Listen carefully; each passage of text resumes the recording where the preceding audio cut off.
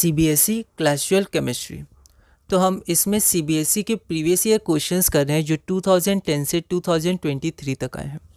Organic chemistry के chapters हमने पूरे किए हैं और हम ऑर्गेनिक रिवीजन सीरीज़ 1 कर रहे हैं जिसमें हम कन्वर्जन देख रहे हैं। तो यहाँ पर हम लोग इनऑर्गेनिक केमिस्ट्री पढ़ेंगे। अब जो इनऑर्गेनिक केमिस्ट्री है उसमें क्लास 12 सिलेबस के अनुसार 2 चैप्टर्स आपके आते हैं। एक आपका आता है डी एंड एफ ब्लॉक और एक आपका आता है कोऑर्डिनेशन कंपाउंड्स, है ना, रैशनलाइज्ड कंटेंट के हिसाब से। तो यहाँ पर जो हमारा कोऑर्डिनेशन कंपाउंड्स था वो तो हमने किया है, कंप्लीट नहीं हुआ है, पर बहुत सारे टॉपिक्स हमने कंप्लीट कर दिए हैं। इस वीडियो से हम डी एंड एफ ब्लॉक शुरू करेंगे, जो हमारा सेकेंड चैप्टर है और आखिरी चैप्टर है। मतलब 2 ही चैप्टर्स हैं, तो उसमें एक चैप्टर जो बचा था डी एंड एफ ब्लॉक, उसको हम लोग इस वीडियो से शुरू कर देंगे। इनऑर्गेनिक केमिस्ट्री के भी हम लोग PYQs टॉपिक वाइज पूरे करेंगे, मिसलेनियस नहीं करेंगे जैसे ऑर्गेनिक में नहीं किया था। वो समय के संग हम लोग धीरे धीरे कनेक्ट करके करते रहेंगे। वैसे इनऑर्गेनिक केमिस्ट्री के भी हम लोग टॉपिक वाइज पूरे कर देंगे, फिर इसको भी हम लोग कनेक्ट करके रिवीजन करेंगे, मिसलेनियस करेंगे और आगे बढ़ेंगे। फिर हमारा फिजिकल बच जाएगा। फिजिकल में पहले जो 3 चैप्टर्स हैं वो आपके फिजिकल में आते हैं। उसमें भी हमने सॉल्यूशन चैप्टर्स पूरा नहीं किया है, पर बहुत सारे चैप्टर्स कर लिए। कॉलिगेटिव अब चल रहा है तो वो भी कंप्लीट हो जाएगा। और इलेक्ट्रोकेमिस्ट्री और केमिकल काइनेटिक्स भी हम लोग शुरू करेंगे, लेकिन इनऑर्गेनिक के बाद, ठीक है। तो अब हमारा सेकेंड फोकस है इनऑर्गेनिक के दोनों चैप्टर्स कंप्लीट करने का, और फिर हम लोग फिजिकल के तीनों चैप्टर्स कंप्लीट करेंगे, और फिर हम लोग रिवीजन सीरीज करेंगे जैसे ऑर्गेनिक में कर रहे हैं। तो इसमें हमारा चैप्टर है the D and F block elements, है ना। पी ब्लॉक एलिमेंट्स नहीं है रैशनलाइज के अनुसार, तो डी एंड एफ ब्लॉक हम लोग करते हैं।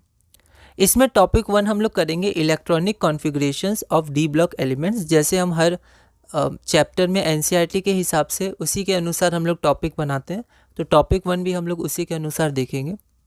पहला क्वेश्चन है question number 1, which of the following ions has the electronic configuration 3d6। Atomic number आपको दिया है, लेकिन फिर भी आपको याद रहना चाहिए। 3 सीरीज़ होती हैं आपके पास, 3D 4D और 5D, ऐसे 6G भी होती है, पर हमें जो पढ़ना है 3D 4D 5D, है ना। तो वहाँ पर जो आपका 5D है वहाँ तक आपको सारे तो एलिमेंट्स नहीं, पर जनरली आपको 3D के एलिमेंट्स आपको ध्यान रखने हैं, ठीक है। क्योंकि 3D 4D 5D 6D जो हमारे पास ये रहता है, उसमें जो मैक्सिमम बातें बताई गई हैं वो आपकी 3D के बारे में बताएंगे। कम से कम 21 स्कैंडियम से 30 जिंक तक आपको ध्यान रखना है ना। फिर भी यहाँ एटॉमिक नंबर जनरली दिया रहता है। CBSE 2023 1 मार्क का है, एक बार आप इसे ट्राई करिए, फिर हम लोग आगे बढ़ते हैं। यहाँ आपका कोबाल्ट हो जाएगा, ठीक है। कोबाल्ट का क्या होता है 3D7 27, तो यहाँ 3D7 तक न्यूट्रल फॉर्म में रहेगा, मतलब ग्राउंड स्टेट में। और CO3+ का पहले 4s से निकलेगा, फिर एक 3D से निकलेगा, तो 3D6 हो जाएगा। और आपका 3D6 पूछा था, आप और भी चेक कर लीजिएगा रफ में, लेकिन आप जब लिखिएगा तो आप ऐसे डायरेक्ट लिख सकते हैं, कोई दिक्कत नहीं। 1 मार्क का है, इतना सफिशिएंट है। फिर भी आप इसको मॉडिफाई करना चाहें, कुछ और लैंग्वेज लिखना चाहें या हटाना चाहें, आप बिल्कुल कर सकते हैं। बी। अगला क्वेश्चन है question number 2, which of the following ions has the maximum number of unpaired D electrons. Atomic number दिया है, पर फिर भी आपको याद रहना चाहिए। यह भी क्वेश्चन CBSE 2023 में 1 मार्क का पूछा गया था। एक बार आप इस क्वेश्चन को ट्राई करिए, फिर हम लोग आगे बढ़ते हैं। तो यहाँ पर Fe3+ में 3D5 हो जाता है, ठीक है। तो 5 अनपेयर्ड इलेक्ट्रॉन, ठीक है। तो among the given options Fe3+ है maximum number of unpaired electrons A। अगर आप चाहें तो छोटा सा टेबल बना के दिखा भी सकते हैं सब में कितना है, या आप डायरेक्ट लिख सकते हैं अपने अनुसार। एक बात और, यहाँ पर इसका जो कॉन्फ़िगरेशन वो हमने ये लिख तो दिया, लेकिन एक्चुअल कॉन्फ़िगरेशन आर्गन तक होगा, है ना, 18 तक। उसके बाद 3D और 4s भरा जाता है। तो आप ऐसे भी कंप्लीट कॉन्फ़िगरेशन लिख सकते हैं, और इस शॉर्ट में हमने लिख दिया है, ठीक है। तो Fe3+ हैज़ 5 अनपेयर्ड इलेक्ट्रॉन्स, जो गिवन ऑप्शन में सबसे ज़्यादा है, और मैंने यहाँ A लिख दिया। अगला क्वेश्चन है question number 3, which of the following is a diamagnetic ion. Atomic number आपको दिया हुआ है, तो कौन डायामैग्नेटिक है। अब एक्चुअली ये जो क्वेश्चन है वो एक और प्रॉपर्टी हम लोग देखेंगे बाद में, NCERT में आप देख सकते हैं मैग्नेटिक प्रॉपर्टीज आती हैं, उसमें भी है, पर उसमें भी आपको अनपेयर्ड इलेक्ट्रॉन के अनुसार देखना पड़ता है। कोऑर्डिनेशन कंपाउंड में भी अनपेयर्ड इलेक्ट्रॉन्स के हिसाब से हमने मैग्नेटिक मोमेंट देखा था, ठीक है। तो इसलिए मैंने इसको इसमें ले लिया। वैसे ये एक्चुअल क्वेश्चन आपका मैग्नेटिक प्रॉपर्टीज़ का है, वो भी हम लोग सब टॉपिक करेंगे, ठीक है। तो एक बार आप इस क्वेश्चन को ट्राई करिए, फिर हम लोग आगे बढ़ते हैं। यहाँ पर फिर से आप चाहें तो एक छोटे से टेबल में दिखा सकते हैं कि किस में कितना अनपेयर्ड इलेक्ट्रॉन है। या किस में नहीं है। तो जब आप देखेंगे तो आपका जो स्कैंडियम होगा वो आर्गन के कॉन्फ़िगरेशन के बराबर होता है। ये नोबल गैस होती है आर्गन, आपको ध्यान होगा। और आप ये कम्प्लीटली फिल्ड होता है। तो अगर ये कम्प्लीटली फिल्ड है तो फिर ये अनपेयर्ड इलेक्ट्रॉन शो नहीं करेगा, इसके पास नहीं होगा अनपेयर्ड इलेक्ट्रॉन, ठीक है। तो ग्राउंड स्टेट में होता है, पर जब 3 इलेक्ट्रॉन पहले 2 इसमें से और 1 इसमें से निकलते हैं तो ये डायमैग्नेटिक हो जाता है, नो अनपेयर्ड इलेक्ट्रॉन। तो यहाँ कॉन्फ़िगरेशन मैंने दिखा दिया, Sc3+ is diamagnetic in nature among the following option, जो हमारा ऑप्शन नंबर बी है। अगला क्वेश्चन है क्वेश्चन नंबर 4। एसर्शन ए दिया हुआ है, रीज़न आपका आर दिया हुआ है।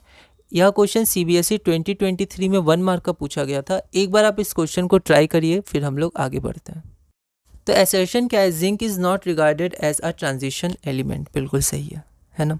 पर ऐसा क्यों होता है? तो एनसीईआरटी में अच्छे से इसकी थ्योरी दी है कि IUPAC के अनुसार जो डेफिनेशन बना है उसमें वही एलिमेंट्स कहे जाएंगे जिनके पास अनपेयर्ड इलेक्ट्रॉन हो उनके ग्राउंड स्टेट में या कॉमन ऑक्सीडेशन स्टेट में, ठीक है। तो आप उस थ्योरी के एक एक वर्ड को अच्छे से ध्यान रखिएगा, है ना।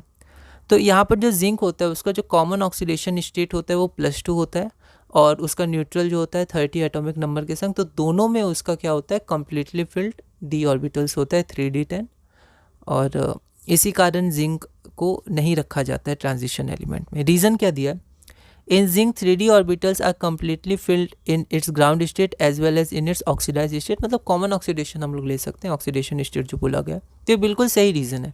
तो रीज़न भी सही है, एसर्शन भी सही है, और रीज़न करेक्टली एक्सप्लेन भी कर रहा है एसर्शन को, ठीक है।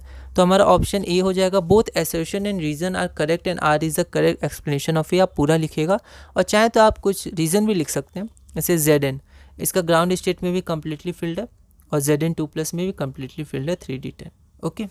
तो Zn and Zn2+ both have completely field 3d orbitals, तो इसलिए हमारा ट्रांजिशन एलिमेंट्स नहीं माना जाता है। लेकिन एनसीईआरटी के अनुसार जैसे लिखा हुआ है कि क्योंकि ये एंड में आता है, ठीक है, ट्रांजिशन सीरीज़ के, तो इसको भी हम लोग उस ट्रांजिशन सीरीज़ या एलिमेंट्स के साथ, ट्रांजिशन एलिमेंट्स के साथ स्टडी करते हैं, इसकी प्रॉपर्टीज़ को भी। ये हमारा क्वेश्चन नंबर 5 है। Water transition elements, right 2 characteristics of the transition elements.